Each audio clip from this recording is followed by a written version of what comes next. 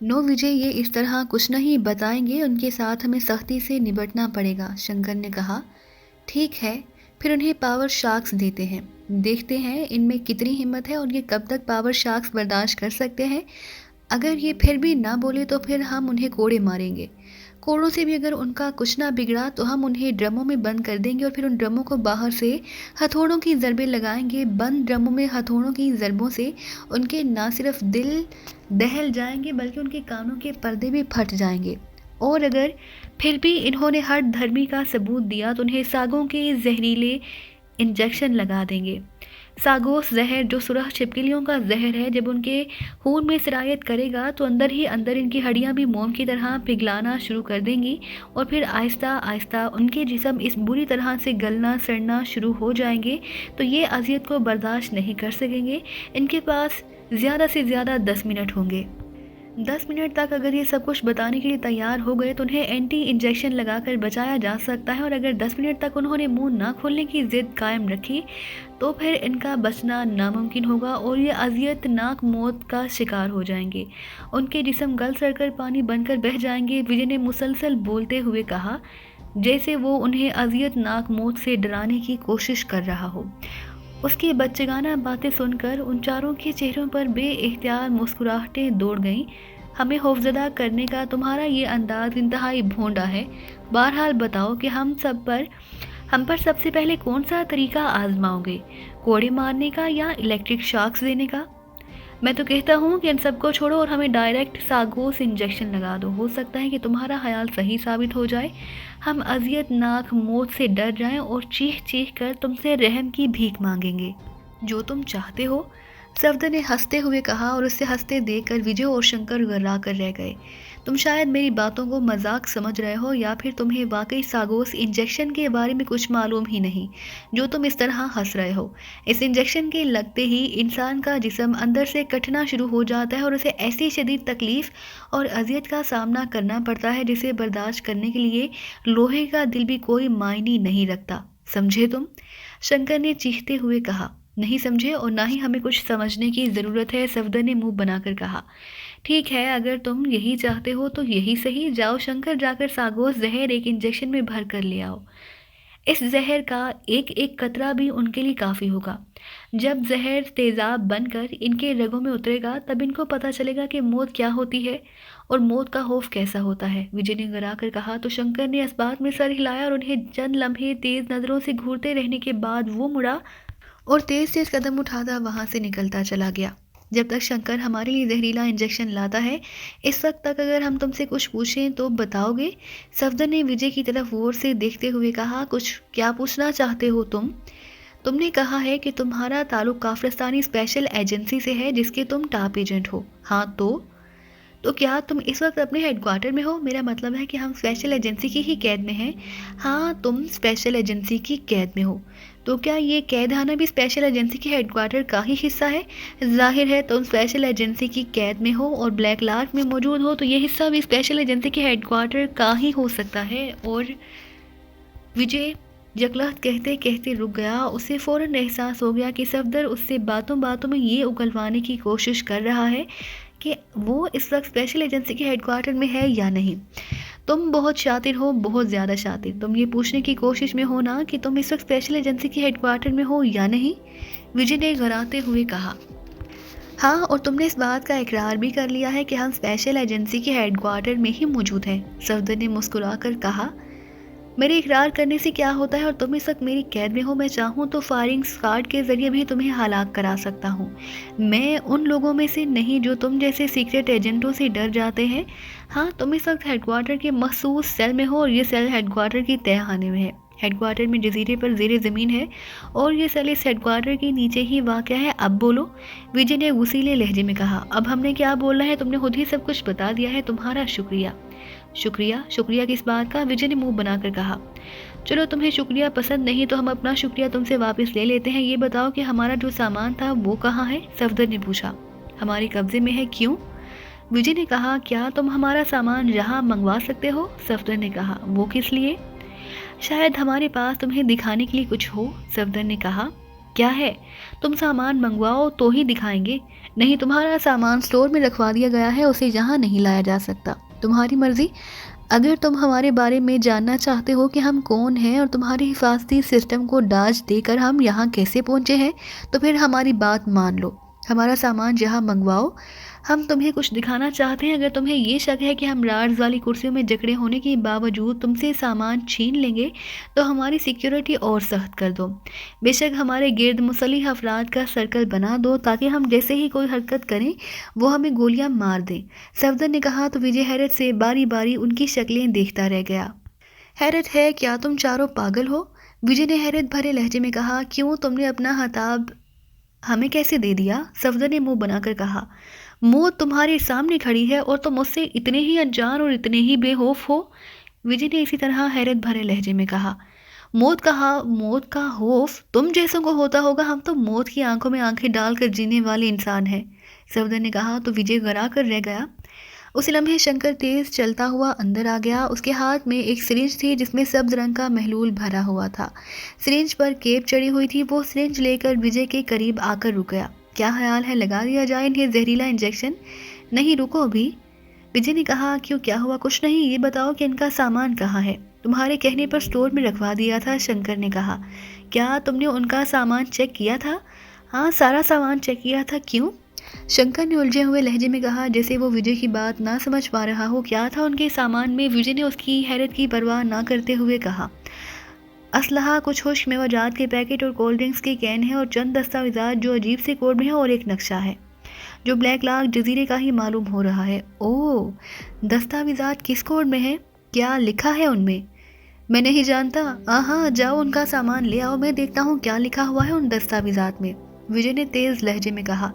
लेकिन ये इंजेक्शन उन्हें ज़रूर लगेगा, लेकिन पहले मैं वो दस्तावेजात देखना चाहता हूँ। ले आओ उनका सारा सामान, विजय ने इसी अंदाज में कहा। तो शंकर ने मुंह बनाते हुए सिरिंज उसे थमाई और अपने दो साथियों को इशारा करके उन्हें साथ लेकर वहाँ से निकलता चला गया। क्या तुम मुझे उन दस्तावेजात के बारे में कुछ बताना चाहते हो? विजय ने उन चारों की तरफ देखते हुए कहा। सामान आने दो, फिर बताते हैं, सफदर ने मुस्कुराकर कहा। तो विजय घबरा कर रह गया।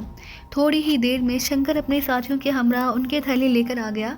उन्होंने थैले रख दिए। हाली करो थैले, सब कुछ निकाल कर बाहर रखो, विजय ने सख्त लहजे में कहा। तो उसके साथी थैले खोलकर सामान जमीन पर रखने लगे। सामान में असलहा, खुश्क मेवाजात के पैकेट, कोल्ड ड्रिंक्स के चंद कैन और बहुत सा ज़रूरत का सामान मौजूद था।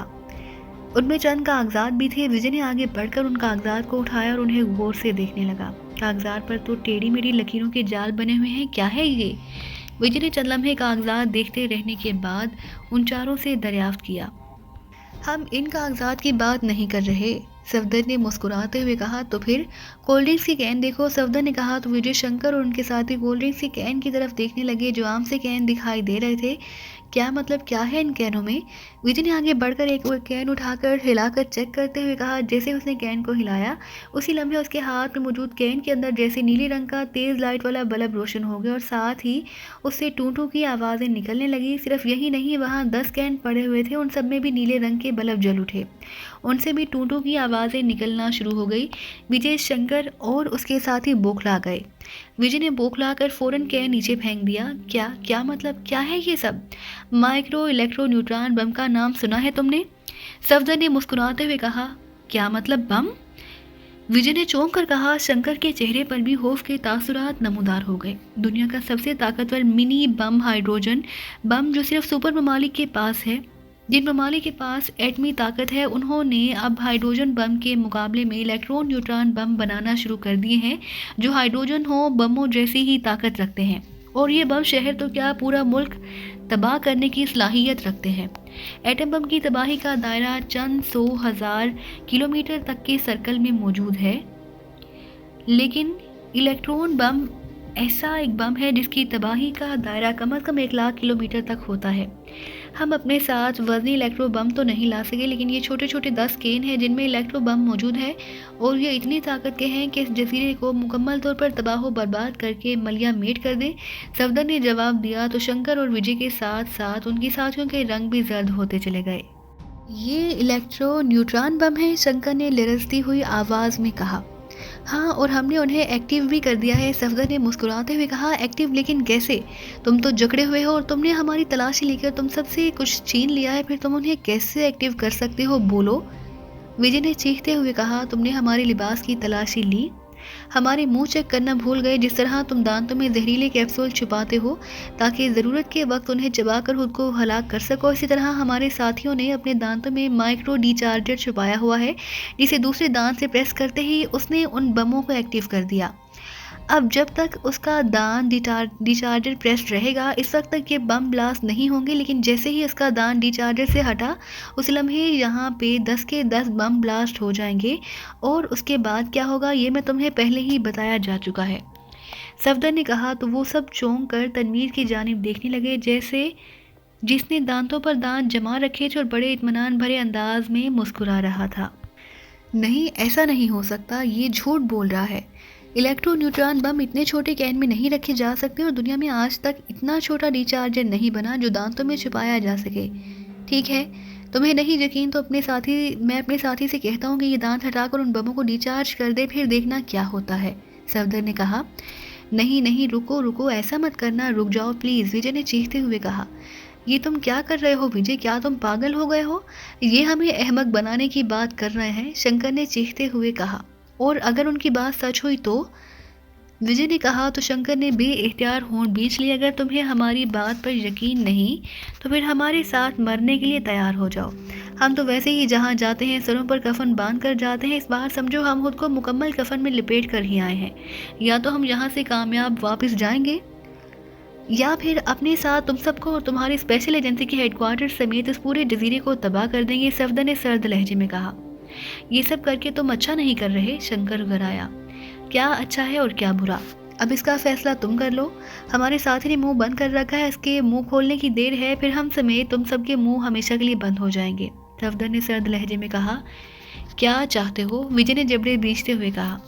सबसे पहले हमें इन रस्सियों से आज़ाद कर दो, सफदर ने कहा। नहीं, ये नहीं हो सकता, हम तुम्हें किसी सूरत भी आज़ाद नहीं कर सकते, तो फिर मरने के लिए तैयार हो जाओ। साथियों कलमा पढ़ लो, और सफदर तुम भी बमों को डिचार्ज करने के लिए तैयार हो जाओ। हम स्पेशल एजेंसी के हेडक्वार्टर में पहुंच चुके हैं, हमारा मिशन पूरा हो चुका है। मिशन को मुकम्मल करने के लिए हमें अपनी जानों की परवाह नहीं है, सफदर ने तनवीर की तरफ देखते हुए कहा तो तनवीर ने असबात में सर हिला दिया। मैं 10 तक गिनता हूँ, अगर तुमने हमारी बात ना मानी तो फिर इन बमों को ब्लास्ट करने से कोई नहीं रोक सकता, सफदर ने कहा। आहा, शंकर घबराया। तनवीर, काउंटडाउन जैसे ही पूरा हो तुम अल्लाह का नाम लेना और डिचार्जर का बटन प्रेस कर देना, सफदर ने कहा तो तनवीर ने असबात में सर हिला दिया। विजय उन चारों की तरफ गौर से देख रहा था, उनके चेहरों पर संजीदगी के तासुरात देखकर उसके चेहरे पर परेशानी बढ़ती जा रही थी। 10, 9, सफदर ने काउंटडाउन शुरू कर दिया। मैं नहीं मान सकता कि तुम सबको अपनी मौत का डर नहीं। 8, 7, सफदर ने कहा। शंकर की बात का किसी ने कोई जवाब ना दिया। तुम देख क्या रहे हो विजय, मैं उन्हें इंजेक्शन लगा देता हूँ, फिर देखना कैसे इन सबकी अकड़ खत्म हो जाएगी। 6, 5, सफदर ने काउंटडाउन जारी रखा हुआ था। शंकर की नज़रें बदस्तूर उन पर जमी हुई थी, उनके चेहरों की सख्ती और संजीदगी इस बात का सबूत थी कि वो जो कुछ कह रहे हैं उस पर अमल करने से दरीग नहीं करेंगे। उनके चेहरों पर खौफ नाम की कोई चीज़ दिखाई ना दे रही थी। क्या कर रहे हो विजय, मुझे बताओ, तुम क्यों खामोश हो? विजय को खामोश देखकर शंकर ने उसका कांधा पकड़कर उसे झंझोड़ते हुए कहा, खामोश रहो। विजय ने सर्द लहजे में कहा तो शंकर हैरत से उसका चेहरा देखता रह गया। क्या तुम उनकी बातों को सच समझ रहे हो? कोई बम नहीं, इन कोल्ड ड्रिंक्स के कैनों में तुम हाँ उनकी बातों को सच मान रहे हो। कहो तो मैं तुम्हें अभी एक कैन पर गोली चलाकर दिखा देता हूँ। पागल मत बनो शंकर, इलेक्ट्रो न्यूट्रॉन बम के बारे में तुम कुछ भी नहीं जानते। कैनों की तरफ गौर से देखो, अंदर नीले रंग की रोशनी में सुरह रंग स्पार्क होता हुआ भी दिखाई दे रहा है, और ऐसा तभी होता है जब कोई इलेक्ट्रो न्यूट्रॉन बम एक्टिव हो, विजय ने गरा कर कहा तो शंकर ने चौंक कर जमीन पर रखे हुए कैनोस को देखना शुरू कर दिया। कैनों में नीले रंग के बल्ब जलते बुझते दिखाई दे रहे थे। फिर अचानक उनमें हल्की सी सुरह चमक दिखाई दी तो शंकर बुरी तरह से उछल पड़ा और बौखलाए हुए अंदाज में उन कैनों से दूर हटता चला गया। ये कैसे मुमकिन है? उन कैनों में तो सचमुच इलेक्ट्रो न्यूट्रॉन बम है, शंकर ने बौखलाए हुए लहजे में कहा। उसका रंग हल्दी की तरह जर्द हो गया था। इसलिए कह रहा हूँ कि चुप रहो, विजय ने कहा। 4, 3, सफदर ने चंद लम्हों के लिए खामोश हो गया था। दोबारा काउंटडाउन शुरू कर दिया। रुको रुको, काउंटडाउन बंद करो, प्लीज़ रुको। काउंटडाउन रोकने के लिए हमें आज़ाद करना ज़रूरी है। हमें आज़ाद कर दो तो काउंटडाउन रुक जाएगी। ठीक है, हम तुम्हें आज़ाद करने के लिए तैयार हैं, लेकिन तुम्हें भी वादा करना होगा कि आज़ाद होते ही तुम ये बम डीएक्टिवेट कर दोगे। इसका फैसला बाद में होगा, हम इन बमों को डीएक्टिवेट करेंगे या नहीं। फ़िलहाल वही करो जो हम कह रहे हैं, सफदर ने घुरा कर कहा। तो विजय ने बेइख्तियार होंठ भींच लिए। खोल दो इन्हें, विजय ने शंकर से मुखातिब होकर कहा। तो शंकर ने फौरन जेब से एक रिमोट कंट्रोल निकाला और उसका रुख इनकी तरफ करते हुए एक बटन प्रेस कर दिया। जैसे ही उसने बटन बंद प्रेस किया, उसी लम्हे कटाक कटाक की आवाज़ों के साथ कुर्सियों के राड्स खुलते चले गए। राड्स खुलते ही वो सब यकलहत उछल कर खड़े हो गए। बम डीएक्टिवेट करो, विजय ने कहा। नहीं, अभी हमारा ऐसा कुछ करने का कोई इरादा नहीं। तो मैं अपने साथियों से कहो कि ये अपना असलहा गिरा दें, वरना इस बार हमें काउंटडाउन शुरू करने की भी ज़रूरत नहीं होगी, सफदर ने गरा कर कहा। तो विजय उसे चंद लम्हे घूरता रहा। फिर उसने साथियों को इशारा किया तो उसके साथियों ने फ़ौरन हाथों में पकड़ी हुई मशीन गन्नें नीचे गिरा दी। वेल डन, अक्लमंद मालूम होते हो, सफदर ने कहा। वो आगे बढ़ा और उसने नीचे गिरी हुई मशीन गन्नें उठानी शुरू कर दी। फिर उसने एक मशीन गन तनवीर की तरफ, दूसरी कैप्टन शकील और तीसरी गन टाइगर की तरफ उछाल दी। उन तीनों ने मशीन गन्नें हवा में ही दबोच लीं। अपना अपना सामान उठाओ, सफदर ने कहा। तो वो सब आगे बढ़े। उन्होंने थैले उठाकर उनमें अपना अपना सामान डालना शुरू कर दिया। अलबत्ता कैन उन्होंने वहीं पड़े रहने दिए। सामान थैलों में डालकर उन्होंने थैलों को बंद करके वहीं रख दिया। अगर तुम चाहो तो हम तुम्हें यहाँ से जिंदा सलामत जाने दे सकते हैं, विजय ने कहा। अगर हम ना चाहें तो, सफदर ने तंजिया लहजे में कहा। तो विजय ने एक बार फिर होंठ भींच लिए। इस बात की क्या गारंटी है कि तुम आज़ाद होने के बाद अब बम ब्लास्ट नहीं करोगे, शंकर ने खौफ भरे लहजे में कहा। जितना पहले इस बात को मजाक समझ रहा था, अब उससे कहीं ज़्यादा डरा और सहमा हुआ दिखाई दे रहा था। कोई गारंटी नहीं। हाँ, अगर तुम खुद को और इस जजीरे को तबाही से बचाना चाहते हो तो तुम्हें एक काम करना होगा, सफदर ने कहा। क्या काम, विजय ने फ़ौरन पूछा। हमें टॉप ज़ीरो मिसाइल का फार्मूला दे दो, हम उसे लेकर चुपचाप यहाँ से बगैर किसी को नुकसान पहुँचाए निकल जाएंगे, सफदर ने कहा। तो विजय और शंकर उछल पड़े। तो तुम मानते हो कि तुम्हारा ताल्लुक पाकिस्तान सीक्रेट सर्विस से है और तुम यहाँ टॉप ज़ीरो मिसाइल का फार्मूला लेने के लिए ही आए हो, विजय ने चीखते हुए कहा। क्या अब भी इसमें शक की कोई गुंजाइश है, सफदर ने मुस्कुराकर कहा। नहीं, कोई गुंजाइश नहीं। मुझसे बहुत बड़ी गलती हो गई जो तुम्हें मैंने जिंदा पकड़ा। तुम्हें तो समंदर में ही गोलियां मार देनी चाहिए थी। अगर तुम्हें यहाँ लाया ही गया था तो कम से कम मुझे तुम्हारी बात नहीं सुननी चाहिए थी। तुम्हारा सामान यहाँ नहीं मंगवाना चाहिए था, विजय ने उसीले लहजे में कहा। इससे कोई भी फर्क ना पड़ता। इतनों में छुपा हुआ चार्जर लॉन्ग सर्कल में काम करता है। हम चाहते तो उससे पहले ही बमों को एक्टिवेट कर सकते थे, लेकिन हम चाहते थे कि बम तुम्हारे सामने ही एक्टिवेट हो, सफदर ने कहा। बहरहाल, अगर तुम सब चाहो तो यहाँ से जिंदा वापस जा सकते हो, लेकिन फार्मूला तुम्हें वापस मिल जाएगा। इसके बारे में तुम सोचो भी मत, विजय ने एक तवील सांस लेते हुए कहा। क्या मतलब, सफदर ने चौंक कर कहा। फार्मूला यहाँ मौजूद नहीं, विजय ने कहा। तो वो चारों बुरी तरह से चौंक पड़े। जहाँ नहीं तो कहाँ है, सफदर घराया। डॉक्टर महेंद्र के पास सुपर लेबॉर्ट्री में है, विजय ने कहा। डॉक्टर महेंद्र, क्या मतलब, कौन है ये डॉक्टर महेंद्र, सफदर ने हैरत भरे लहजे में कहा।